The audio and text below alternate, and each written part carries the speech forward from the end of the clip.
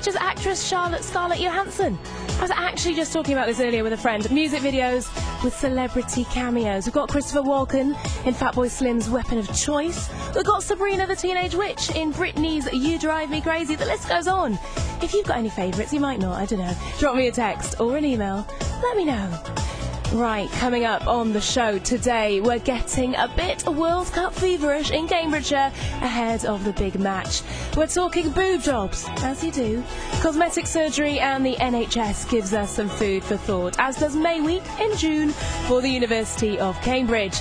It's that time of year again. The students have finished their exams, they're having a good time, and the papers love nothing more than snapping them, letting their hair down. But I want to know whether you think they're disruptive, and I'm asking, is the media coverage fair? Drop me a line. Call BBC Radio Cambridgeshire 08459 25 2000. This is BBC Radio Cambridgeshire. All that and Vick's Pick, my slightly odd tune of the week from the vaults. It's an interesting one today, but I love it. Now, for your listening pleasure, an absolute classic from the Pasadenas. I think you know what this is.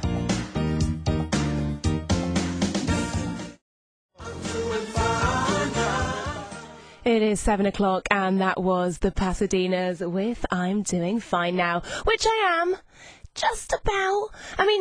Kind of. I'm just about holding it together. As you may know, I am a massive football fan. I'm on edge at the best of times, and so much hinges on tonight's match against Uruguay. It's not going to be easy, but... I'm saying but, the group is looking way more open than I think any of us thought it would be. We are debatably the better team. When we played against Italy, we were, yet we lost. Unfortunately. Or typically, depending on how you look at it. And then we've got Costa Rica having beaten a Suarez-less Uruguay. Suarez, pretty important, but who knows? What I reckon is, right, I've got a theory. I think the Uruguayans, because they're on home turf pretty much, Brazil's just around the corner, they're just feeling relaxed. They're too chilled out. And we're gonna creep up from behind and we're gonna surprise them. I have got everything crossed that I am right, though. Right, enough football talk for now. It's getting me nervous. But there will be more, with something lovely and World Cup focused that I found in Cambridge the other day. It's Vick Hope here on BBC Radio Cambridgeshire. Thanks for tuning in. Feel free to get in touch. I'd love to hear from you on anything and everything we cover today. Drop us an email on cams@bbc.co.uk. We'll be jumping straight in by asking, should the NHS ban cosmetic surgery? After this summary little tune.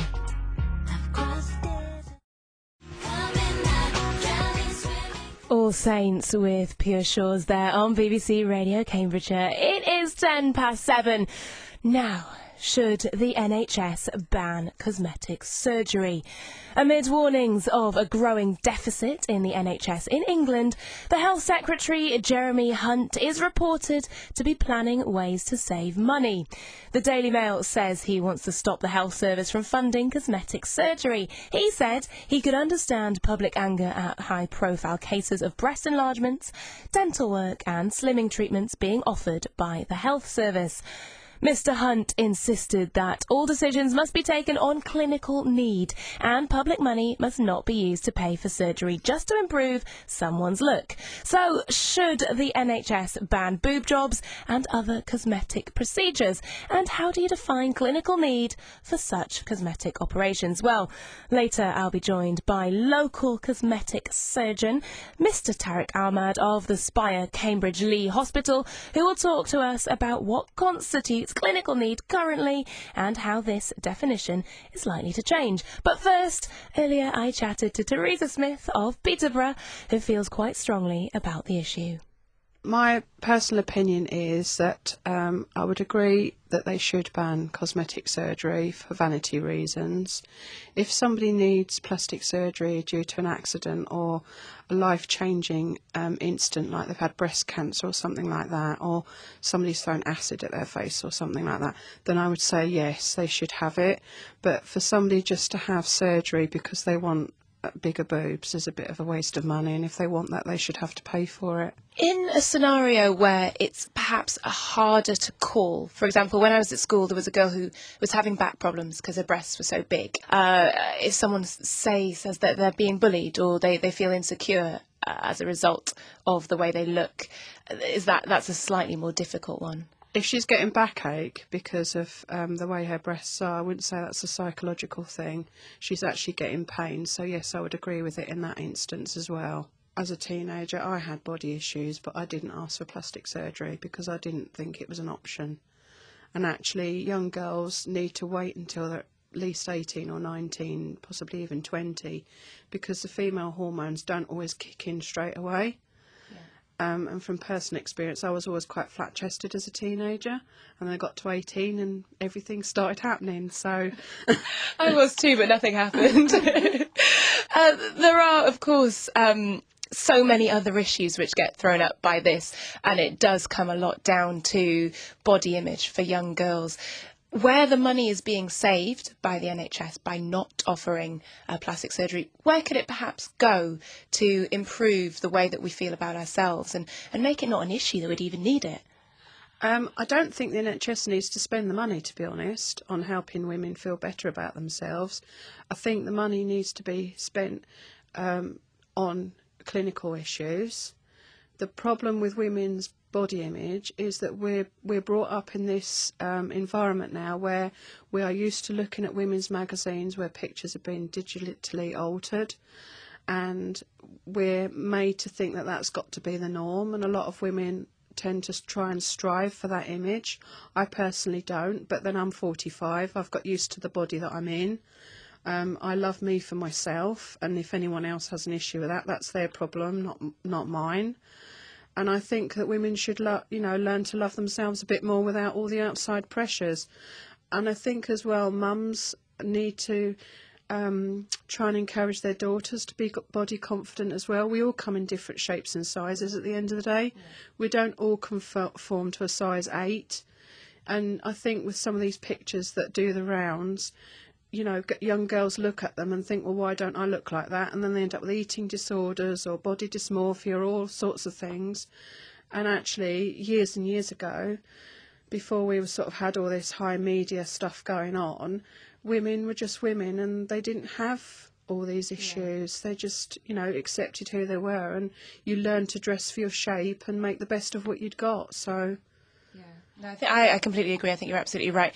Media diffused conventions of beauty are not a healthy or safe thing. And I think you're right about learning to love yourself. It's so important. Thank you so much, Teresa. All right. BBC Radio Cambridgeshire. Teresa Smith there on some quite female-focused issues stemming from cosmetic procedures on the NHS. Plastic surgeon Mr. Tariq Ahmad will join us in the studio later, and in the meantime you can get in touch to let us know what you think. Call BBC Radio Cambridgeshire 08459 25 2000.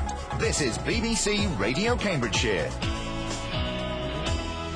Later I will be playing Vick's Pick, my track of the week from the vaults. It is a corker today.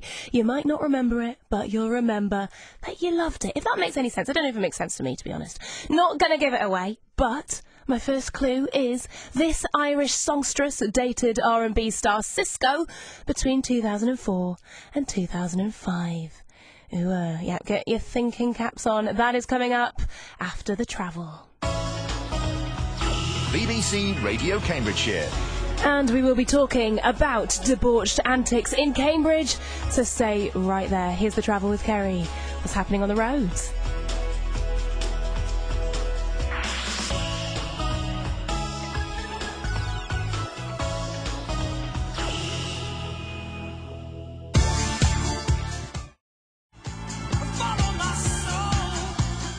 It's Vick Hope here on BBC Radio Cambridgeshire, and that was Leo Sayer and Mech with Thunder in My Heart. Big tune. We've got another big tune on the way in the form of Vick's Pick, my slightly odd pick from the vaults to get you smiling, maybe even laughing. Another clue, right? It's time. This pick was the singer's debut before being catapulted to short-lived musical fame, followed by a stint on Dancing on Ice. I'll leave you to mull that one over. Now it's that time of the year again. The exams have ended for students at one of the top educational institutions in the world. A week of parties and balls called May Week, which is weird because it's June, at the University of Cambridge, which every year gets plastered all over the tabloids. Lots of words like revellers and frolicking, and best minds in the country debauched. They get slammed a little bit, and tabloids like to point the finger at elitism exhibited, and claims and quotes from local families saying the behaviour is disgusting and they should have more respect for the town. So earlier, I asked the question, Cambridge Uni May Week disruptive for the city? Is it blown out of proportion? And is this flurry of articles fair? Well, you guys have been great. You've been emailing in your droves. Thank you for that. I've got one Cambridge resident, Sylvia Haddadin, who says, I have 3 young children and I do find that the amount of nudity, occasional genitalia and just generally drunken activity all over town, including by the river and in parks where I take my children to play after school, is quite distressing. They can have their fun but don't treat the whole city like their playground. I think they forget there are locals here. They're supposed to be the world's most intelligent, but I don't see any common sense. God forbid any of those running around naked and vomiting will be running our country one day. Okay, well, Thomas Chisel from Peterborough on the text says their behaviour is nothing different to any other university letting off steam after exams. In fact, they probably worked harder, and there's nothing wrong with celebrating hard work. I would do the same, as I'm sure would a lot of their critics. In fact, we did do the same at their age. They're completely harmless from what I've seen. Okay, well there we go, thanks Thomas. And Stephen Tromans dropped us a line saying the stick they get for going to that university is unfair and misinformed. They come from all walks of life and that diversity is conveniently left out of these articles. Elitism has nothing to do with getting drunk after exams. We actually received quite a lot of messages along those lines. So some split opinions, but generally erring on the side of the students having harmless fun. Thanks for sending in your views. Keep them coming on the text on 81333, starting your message with Cam, or email me on cams@bbc.co.uk. We're going to have a little bit of World Cup fever chat coming up. I know you've been waiting for it. I know you're all feeling the same. But right now, I'm about to play a beautiful soul classic from Sam Cooke. So sit back, relax, and enjoy. Darling,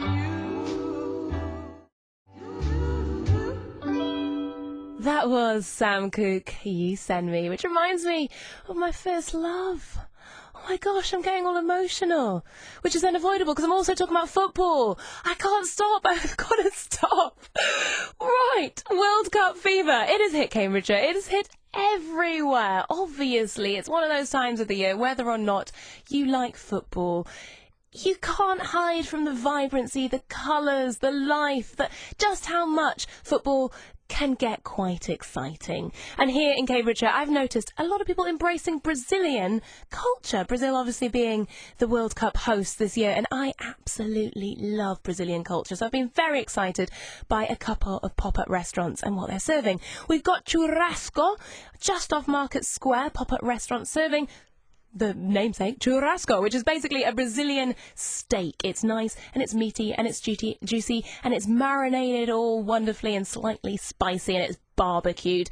It's great. I recommend you all try it, unless of course you're a vegetarian, in which case maybe you could get a tofu version, perhaps. We've also got Bar Brasileiro, which I've noticed popping up in a couple of locations around the city, and they're serving the classic caipirinha, which is a Brazilian cocktail made with cachaça, which is a liqueur of sugarcane, and it's muddled with lime and sugar, and it's absolutely delicious. Obviously drink in moderation, but definitely try it if you're over 18. There is also something wonderful that I've got to share with you. I was stumbled upon the Sheep Shop in Cambridge the other day, and it's a knitting shop, and they have knitted the entire gamut, the whole rainbow of World Cup shirts on tiny little players all standing on a tiny little pitch. It's just incredible. It's excellent knitting. I walked in there and said, voulez-vous coucher avec moi? They didn't think it was that funny, but that's a pun you can keep if you want it. Probably not. But definitely check it out if you can get down to the sheep shop. I took some pictures, I put them on my Twitter. Check them out at Vick N Hope on Twitter. It's more of a visceral experience. You kind of want to touch the little guys, so try and get down there if you can. Right, it's that time that we've all been waiting for. Vick's Pick for today. My favourite track from the vaults that I have picked out and know is maybe not up everyone's street, but something that might jog your memory and make you feel a little bit reminiscent, which is always a good thing. I've given you a couple of facts. This Irish songstress dated Cisco in 2004 and was on Dancing on Ice in 2008. If you haven't got it, I've made it quite difficult. I don't necessarily see why you would have done. Here's another clue. I saw her at the Smash Hits concert when I was 12. Got it? No? Okay, it's Samantha Mumba. Yeah, remember her? Maybe not. Maybe you do. She had 4 top 40 hits, then she kind of disappeared. And I bet you never thought you'd hear this again. But I really think it's going to be a blast for the past that you're going to enjoy. So please do enjoy. Gotta tell you. It's 7:26 on BBC Radio Cambridgeshire. I am Vick Hope, and this is Samantha Mumba.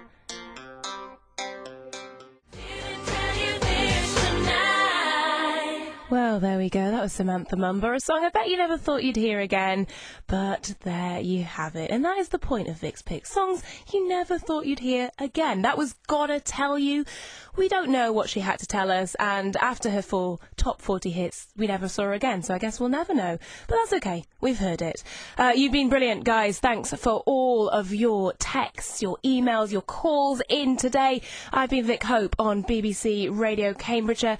We've talked about boob jobs. We've talked about May Week. We've talked about Samantha Mumba. And we've talked about football. What more could you want?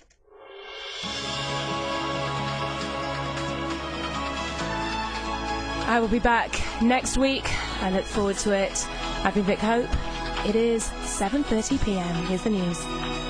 A passion for Cambridgeshire. FM, online, on DAB. This is BBC Radio Cambridgeshire.